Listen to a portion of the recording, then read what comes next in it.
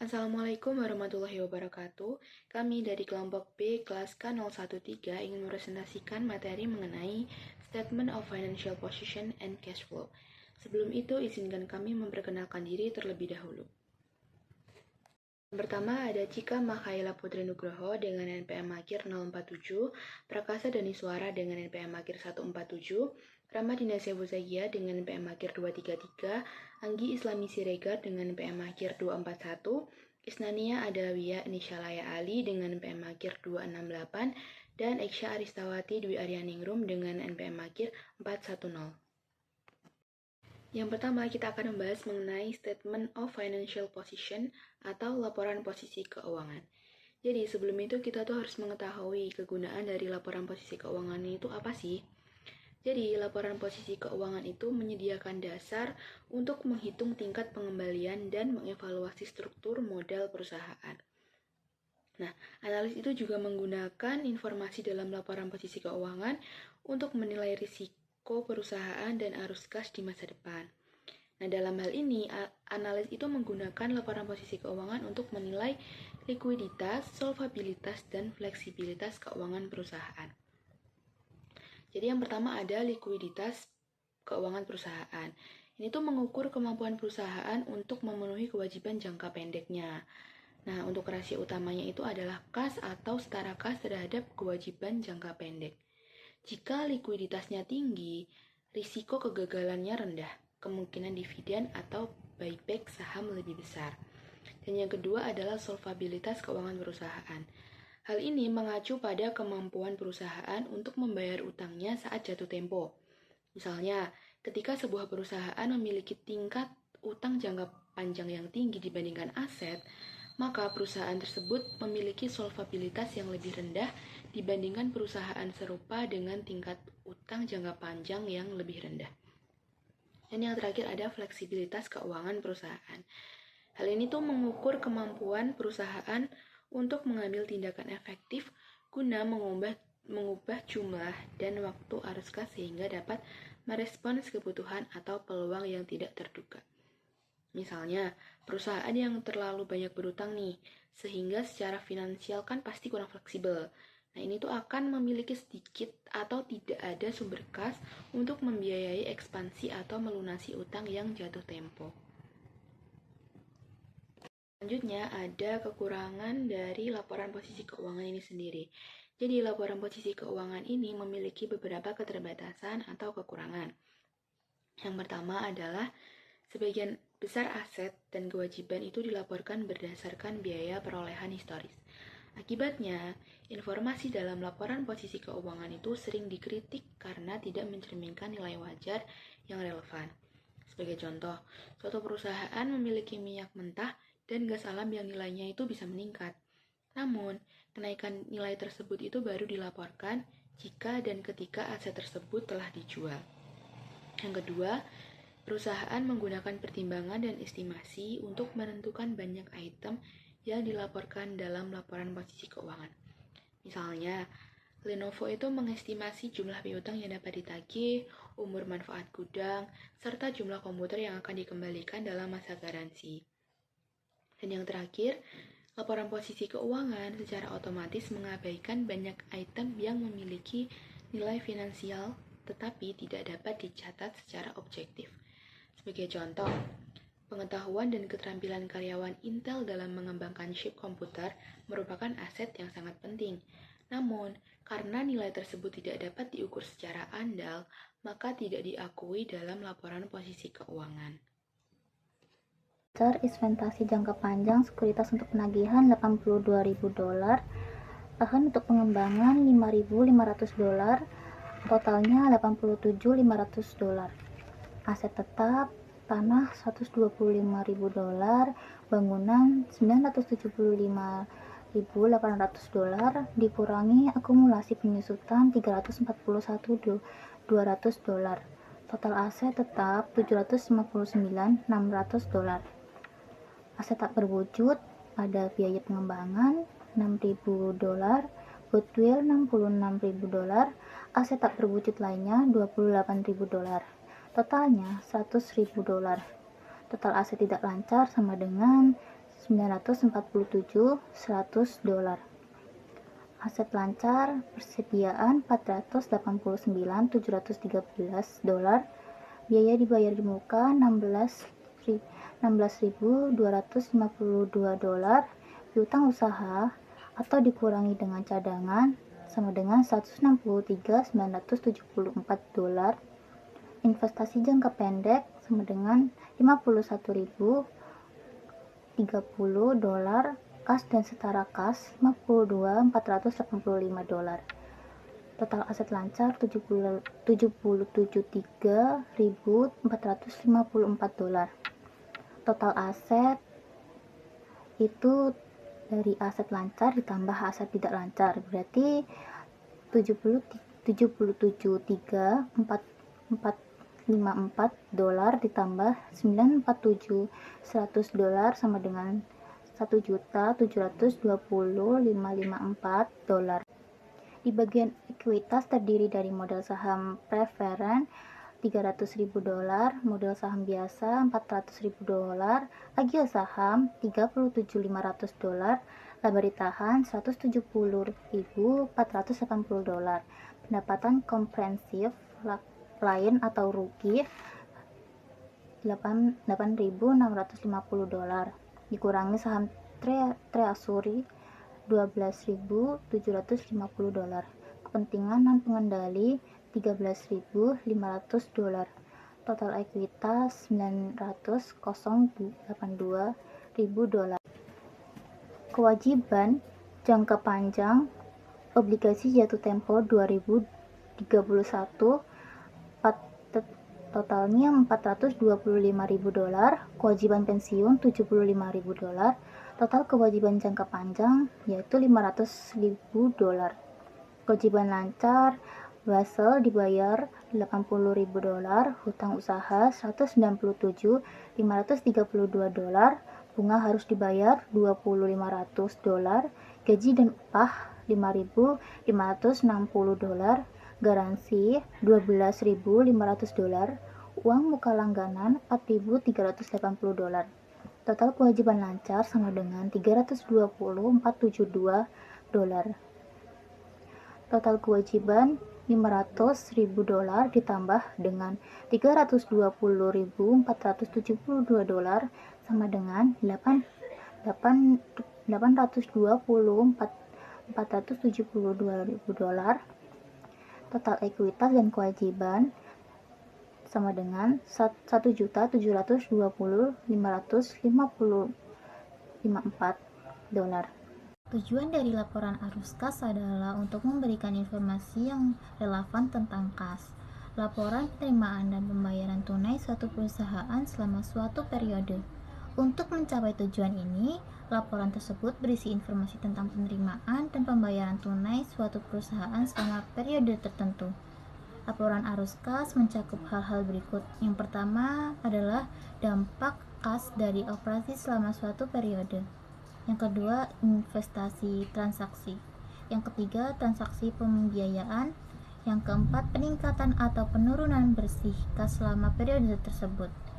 Pelaporan sumber penggunaan dan peningkatan atau penurunan bersih dalam kas membantu investor, kreditor, dan pihak lainnya mengetahui apa yang terjadi pada aset paling likuid perusahaan atau lihat konsep dasar. Karena sebagai besar individu menyimpan buku cek dan menyiapkan laporan pajak berdasarkan basis kas, mereka dapat memahaminya. Informasi yang dilaporkan dalam laporan arus kas. Baik, untuk selanjutnya di sini saya akan membahas mengenai content of the statement of cash flows atau isi dari laporan arus kas. Nah, dalam laporan arus kas, perusahaan itu mengklasifikasikan arus kas ke dalam 3 aktivitas utama. Yang pertama ada operating activities, yang kedua ada investing activities, dan yang ketiga adalah financing activities. Dari klasifikasi ini akan membantu pengguna laporan keuangan dalam memahami dari mana kas itu berasal dan bagaimana kas tersebut digunakan. Nah, selanjutnya di sini saya akan membahas mengenai cash inflows and outflows, atau menjelaskan bagaimana arus kas masuk dan arus kas keluar terjadi dalam tiga aktivitas tersebut. Nah, yang pertama yaitu operating activities, yang dimana arus kas masuknya berasal dari penerimaan dari pelanggan, sedangkan arus kas keluarnya itu berasal dari pembayaran kepada pemasok dan beban operasional. Nah, untuk yang kedua yaitu investing activities. Nah, arus kas masuknya bisa berasal dari penjualan aset tetap atau investasi, sedangkan arus kas keluarnya biasanya berasal dari pembelian property, plant and equipment atau investasi lainnya. Nah, sedangkan untuk financing activities, arus kas masuknya bisa berasal dari penerbitan saham atau utang, dan arus kas keluarnya biasanya berupa pembayaran dividen atau pembelian kembali saham.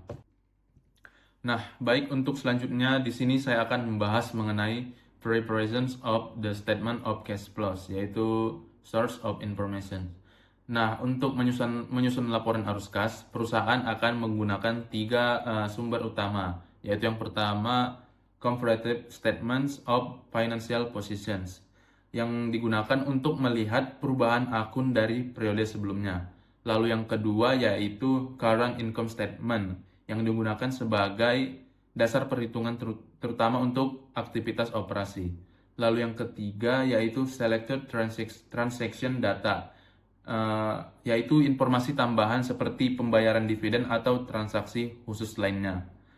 Nah, contohnya pada telemarketing kita bisa melihat bagaimana perubahan akun dan net income digunakan untuk menyusun laporan arus kas. Nah, adapun dalam menyusun laporan arus kas terdapat 4 langkah utama. Yang pertama yaitu menentukan kas bersih yang dihasilkan oleh aktivitas operasi. Lalu yang kedua yaitu menentukan kas bersih dari aktivitas investasi dan pendanaan. Dan yang ketiga yaitu menentukan perubahan atau peningkatan maupun penurunan kas selama periode tersebut. Lalu yang keempat yaitu merekonsiliasi perubahan kas dengan saldo kas awal dan saldo kas akhir periode. Nah, dalam keempat langkah ini akan memastikan bahwa laporan arus kas tersusun secara sistematis dan saldo akhirnya sesuai dengan saldo kas di laporan posisi keuangan. Jadi, statement of cash flows akan mengelompokkan arus kas ke dalam 3 aktivitas utama dan disusun menggunakan data dari neraca komparatif, income statement, serta informasi transaksi tambahan, yang dimana sangat penting untuk menilai likuiditas dan kemampuan perusahaan dalam menghasilkan kas. Kemudian selanjutnya saya akan menjelaskan mengenai classification in the statement of financial position atau klasifikasi dalam laporan posisi keuangan. Nah, akun-akun laporan posisi keuangan itu diklasifikasikan. Artinya, laporan posisi keuangan itu mengelompokkan item-item serupa untuk mendapatkan subtotal yang signifikan. Nah, perusahaan mengelompokkan item-item dengan karakteristik serupa dan memisahkan item-item dengan karakteristik yang berbeda. Yang pertama ada aset dan liabilitas dengan karakteristik likuiditas umum yang berbeda. Kemudian yang kedua ada aset yang berbeda dalam fungsi yang diharapkan dalam operasi pusat perusahaan atau aktivitas lainnya. Yang ketiga ada liabilitas yang berbeda dalam jumlah, sifat, dan waktu jatuh temponya. Selanjutnya saya akan menjelaskan mengenai preparation of the statement of financial position. Yang pertama, saya akan menjelaskan mengenai account form atau bentuk akun. Nah, secara umum, perusahaan ini tuh menggunakan bentuk akun untuk bentuk laporan untuk menyajikan informasi laporan posisi keuangan. Nah, bentuk akun ini tuh adalah salah satu format utama penyajian laporan posisi keuangan atau neraca yang menyerupai persamaan akuntansi dasar secara visual. Nah, terdapat ciri utama dari bentuk akun. Format ini tuh menyajikan aset di sisi kiri atau debit dan liabilitas serta ekuitas di sisi kanan atau kredit. Nah, keduanya dikelompokkan per seksi seperti aset lancar, aset tetap, liabilitas jangka pendek, dan modal. Nah, total aset ini tuh harus sama dengan total liabilitas dan ekuitas di bagian bawah masing-masing sisi. Nah, di sini saya akan membahas mengenai kelebihan dan kekurangannya. Nah, kelebihannya dia tuh mudah memverifikasi keseimbangan dari aset sama dengan liabilitas plus ekuitas secara langsung karena posisi horizontal. Nah, kekurangannya yaitu dia tuh memerlukan ruang lebar, seringnya itu memakai 2 halaman berhadapan sehingga kurang praktis untuk laporan digital atau cetak tunggal. Kegunaan laporan arus kas. Dalam laporan keuangan, tentu yang paling dilihat adalah pendapatan bersih dari perusahaan itu. Meskipun pendapatan bersih memberikan ukuran efek baik jangka panjang, namun sumber kehidupan di perusahaan itu adalah kas. Kalau nggak ada kas, perusahaan nggak bisa bertahan. Bagi perusahaan kecil dan yang baru berkembang, arus kas adalah elemen terpenting untuk bertahan hidup. Bahkan perusahaan menengah dan besar pun harus mendalilkan arus kas.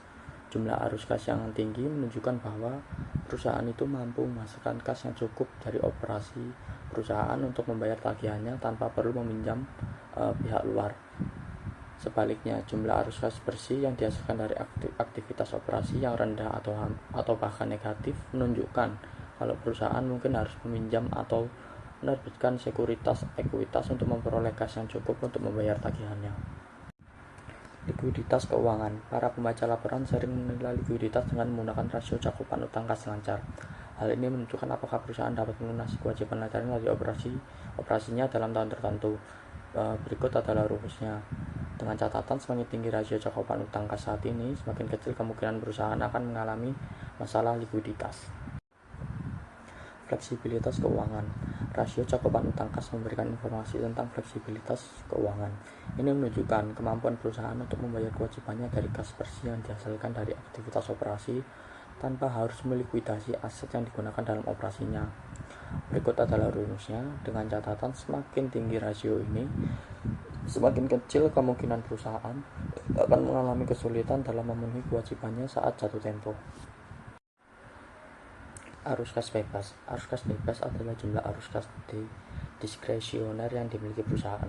Perusahaan dapat menggunakan arus kas ini untuk membeli investasi tambahan, melunasi utang, membeli saham, atau sekedar menambah likuiditasnya.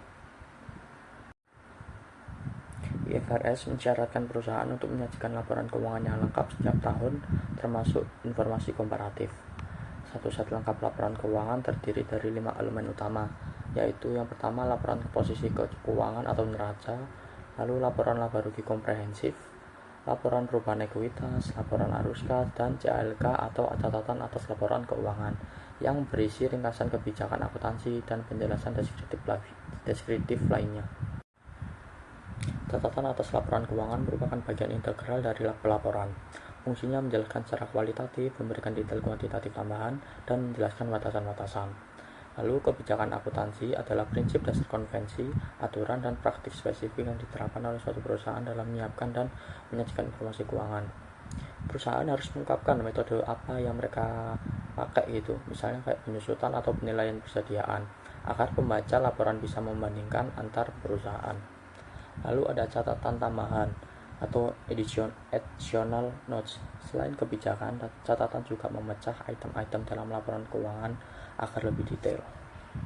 Selanjutnya di sini saya akan menjelaskan tentang informasi tambahan, yaitu yang akan saya jelaskan adalah techniques of disclosure atau teknik pengungkapan dan other guideline atau pedoman lainnya. Saya akan menjelaskan satu persatu terlebih dahulu. Bagian yang pertama adalah techniques of disclosure atau teknik pengungkapan. Teknik ini menjelaskan bagaimana perusahaan menyampaikan informasi tambahan agar laporan keuangan yang lebih jelas dan mudah dipahami. Yang pertama itu adalah theoretical explanations atau penjelasan dalam tanda kurung. Di sini perusahaan menambahkan informasi singkat langsung di laporan keuangan menggunakan tanda kurung untuk memberikan penjelasan tambahan secara langsung. Lalu yang kedua adalah cross reference and contra items atau referensi silang dan kontra item.